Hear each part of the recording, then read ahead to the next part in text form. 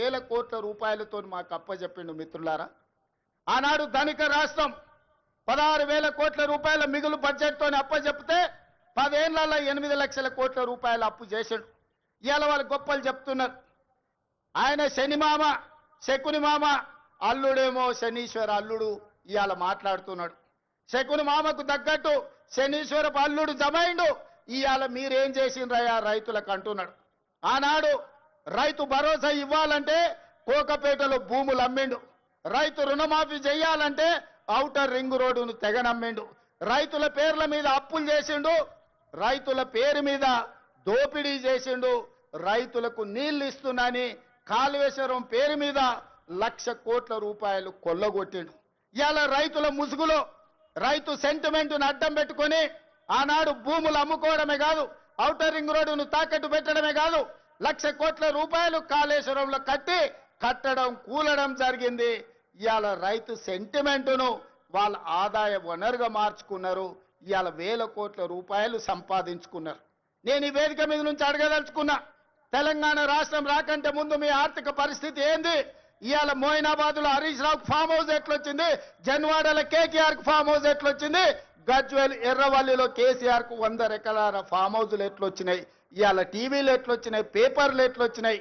1,000 కోట్ల రూపాయల పెట్టుబడులు మీకెట్లొచ్చినాయి? మరి మీరేమో 1,000 కోట్ల రూపాయల అధిపతులుగా మారిండ్రు, మీరు ఐశ్వర్యవంతులైనరు. రాష్ట్రం ఎందుకు దివాలా తీసింది?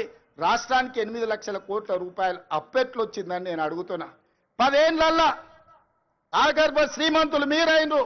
అమీర్లలాక నిజాం నవాబుల కంటే ధనవంతులుగా మీరు మారినరు.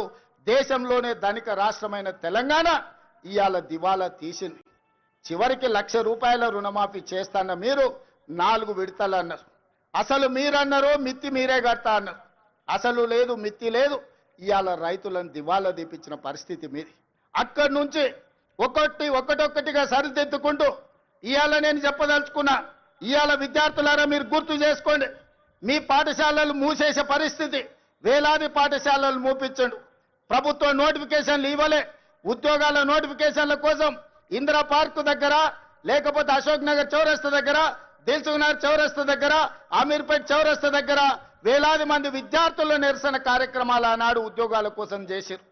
కానీ మన ప్రభుత్వం వచ్చిన తర్వాత మేము మీద నోటిఫికేషన్లు ఇస్తే ఇన్ని నోటిఫికేషన్లు ఎంబడెంబడే వద్దు, మేము చదువుకోలేకపోతున్నాం, నోటిఫికేషన్లను వాయిదా వేయండి. ఈ దేశంలో ఏదైనా ఒక రాష్ట్రంలో ధర్నా జరిగిందంటే అది తెలంగాణ రాష్ట్రంలోనే.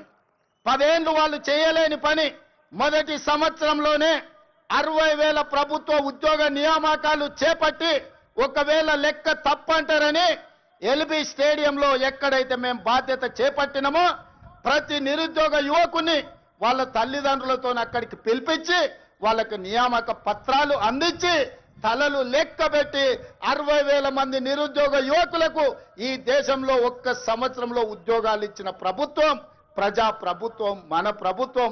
నేను ధైర్యంగా చెబుతున్నా, లెక్క పెట్టుకుంటా అంటే తారీఖు చెప్పు, 60,000 మందిని లైన్గా ఇదే సచివాలయం ముందల నిలబెట్టి ప్రతి తల లెక్క కట్టి 60,000 ఉద్యోగాలు ఇచ్చినట్టు నేను నిరూపిస్తా. చంద్రశేఖర్ రావు, 10 ఏళ్లలో నువ్వు ఎన్ని ఇచ్చినావో ప్రజలకు ఒకసారి సమాధానం చెప్పు అని నేను అడుగుతున్నా. అదేవిధంగా ఇవాళ రైతులకు సంబంధించి రైతు రుణమాఫీ కావచ్చు, రైతు భరోసా కావచ్చు, రైతు గిట్టుబాటు ధర కావచ్చు, రైతులకు 500 రూపాయల బోనస్ కావచ్చు, రైతులకు ఉచిత కరెంటు కావచ్చు, రైతులకు స్ప్రింక్లర్స్ కావచ్చు, రైతులకు డ్రిప్ కావచ్చు, గిరిజన రైతాంగానికి సోలార్ గిరి వికాసంలో సోలార్ పంపు సెట్లు కావచ్చు. దేని మీద నువ్వు చర్చ చేస్తావు?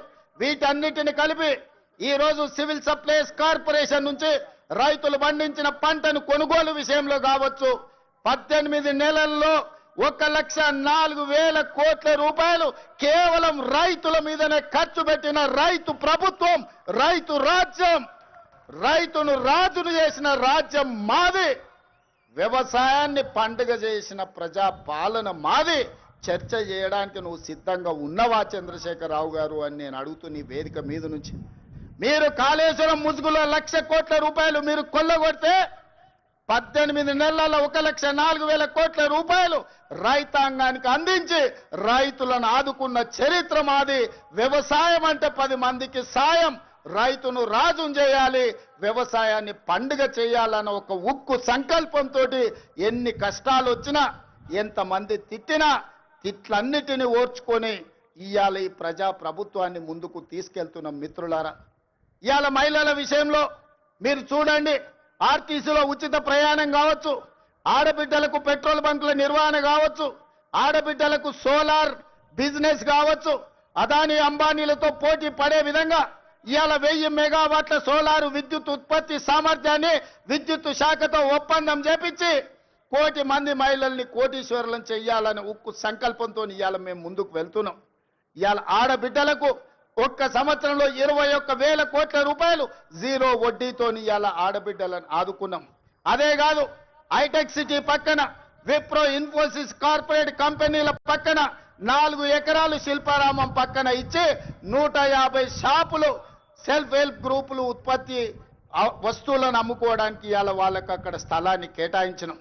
ఇవాళ ఆడబిడ్డలు ఆర్టీసీలో ఉచిత బస్సు ప్రయాణం కాదు, 1000 బస్సులను కొని ఆర్టీసీకి కిరాయికి పెట్టుకునే ఆర్థిక స్తోమత ఇవాళ ఆడబిడ్డలకు అందించినాం.